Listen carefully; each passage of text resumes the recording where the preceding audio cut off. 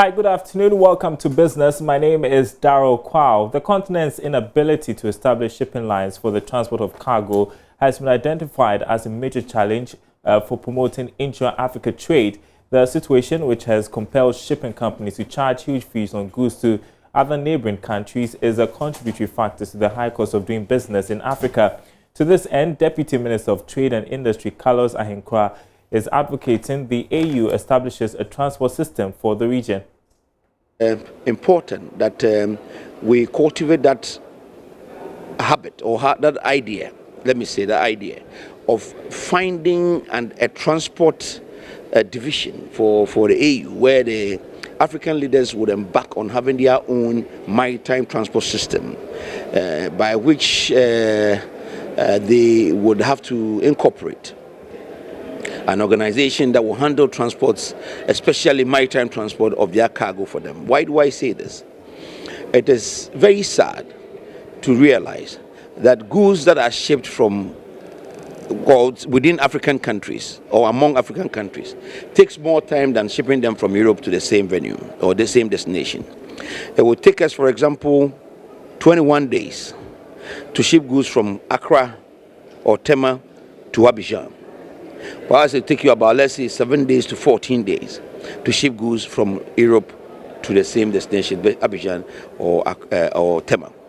The reason being that vessels that are sailing from Europe southbound to West Africa will call Senegal, call Gambia, call Monrovia, call Abidjan, call Accra, call Nigeria, turn back and just go straight to Europe. They will not call these ports again northbound. So every goods that they pick on their way for export, if it is bound for another West African country, would have to go all the way back to Europe before it is transshipped downwards by another vessel or by the same vessel. So if we don't have any vessels that are trading or that are moving within our own backyard, then it stands to reason that we have to rely on the European or those big boys who are into the shipping industry for them to transport our cargo for us. And this would delay any trade relationship between any countries in Africa. The Ministry of Food and Agriculture is partnering the Kwame Nkrumah University of Science and Technology to improve agric machinery use. Other research institutions are to be drawn into the initiative and supported to advance government's agric agenda. Nanaya Ojima has more. About 2,000 threshers have already been imported for rice and maize farmers for increased production under the program. Deputy Minister for Agriculture, George Odro, explains how the equipment will be distributed and paid for. Over the years, the physical activities on our farmlands have been so much. So now the government seems wise to introduce more machinery and agrochemicals into the agri sector to improve the farmers' yield, thereby supplying this machinery and inputs to them on credit. And after the harvest, then we will do the payment. We did a survey, and the data that we collected clearly shows that the average age of a Ghanaian farmer was 58 years. So it's very important to bring in the machinery whereby the physical activities will be eliminated. KNUST Department of Agricultural Engineering has developed different machinery for various jobs in the agric sector. Some farmers are already using the equipment pending commercial production. Professor Ebenezer Mensah of the Agric Engineering Department encourages entrepreneurs to invest in the project. We've been able to set up certain individuals by way of helping them with machinery for palm oil processing. So there's not only palm processing. If you go to some of the poultry farms in the Ashanti region, we have built feed mixture for them, to process their animal feed. Yes, so we are contributing, and I said, like a research institute, we would need funds to be able to come out. Meanwhile, the ministry says it is bringing experts together to help improve agriculture in the country.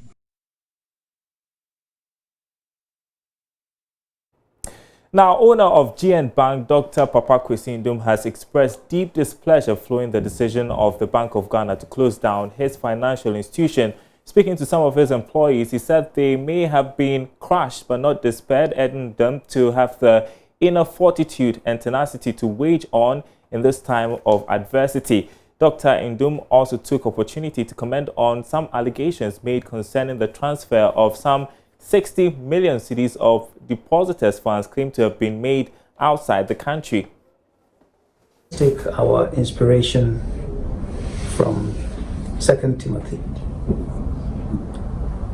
For the spirit God gave us does not make us timid, but gives us power, love, and self-discipline. I want us to look at that today. That spirit that God gave us does not make us timid and should not, in this challenging time, make us timid, but it ought to give us power. And when I say power to take control over our emotions, over our attitude, and our outlook as far as work is concerned, as far as life is concerned.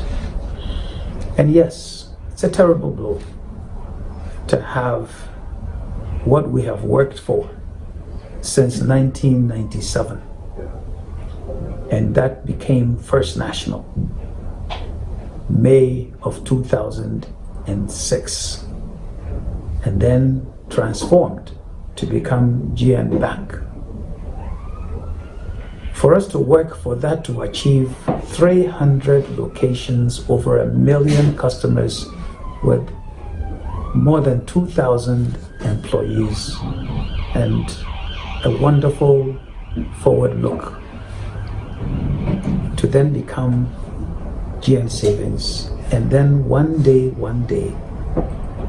for someone to say, this is over, close it, shut the doors, turn backwards. Well, what I need to say to you is that we may be down, but we're not out. All right, more of the day's business stories on the marketplace in about 15 minutes. It's back to you, Bernice. Thank you very much, Darryl. Coming up shortly in sports, managers of Black Meteors assure the team is on course in their preparation ahead of the Olympic game against Algeria next month. Nathaniel Lato has got details shortly. Stay.